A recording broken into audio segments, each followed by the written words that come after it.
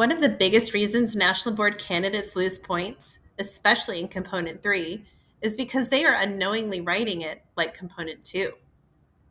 In this video, I want to clearly explain the difference between Component 2 and Component 3, what scorers expect in each one, and why mixing them up quietly lowers scores. One of the most common sources of lost points in National Board submissions, especially for Component 3, is not weak teaching. It's that candidates are unintentionally writing Component 3 the same way they write Component 2. This usually shows up as too much planning language, too much context, and not enough evidence of actual impact. When that happens, scores struggle to clearly see student learning, even when the lesson itself was strong.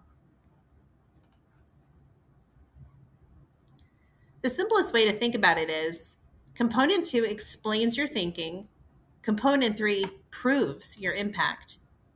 Component 2 focuses on planning, instructional choices, and why you selected particular strategies. Component 3 focuses on evidence, what actually happened as a result of those choices. Component 2 is primarily about planning and decision making. In this component, scores are looking for your instructional thinking, why you chose specific strategies, how those choices connect to your students, and what you anticipate those choices would accomplish. Strong Component 2 writing explains the reasoning behind the lesson, not the results of the lesson. This is where the planning language belongs.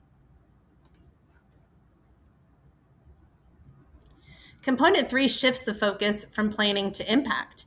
This is where you show what actually happened as a result of your instructional decisions. Instead of explaining your intentions, Component 3 requires observable evidence of student learning, what students said, did, or demonstrated that shows a change in understanding. Strong Component 3 writing makes the connection between your teaching moves and student outcomes clear and easy for scorers to see. Many candidates bring strong planning language into Component 3. That sounds responsible, but from a scorer's perspective, it creates a problem. These common issues include over-explaining context instead of showing learning, restating plans rather than analyzing outcomes, and describing what the teacher did instead of what the students demonstrated. When this happens, scorers struggle to find evidence of impact, even when the lesson itself was effective. In Component 3, scorers are trained to look for clear cause and effect relationships, evidence tied directly to instructional decisions, observable changes in student understanding, among other things. Planning language belongs in Component 2. Evidence language belongs in Component 3. When those roles blur, clarity is lost, and clarity is what earns points. Okay, this distinction is especially important for retake candidates. Many retakes involve strong teaching, but unclear evidence. Once candidates understand where their language belongs, their writing becomes more focused, more concise, and more aligned with the scoring expectations.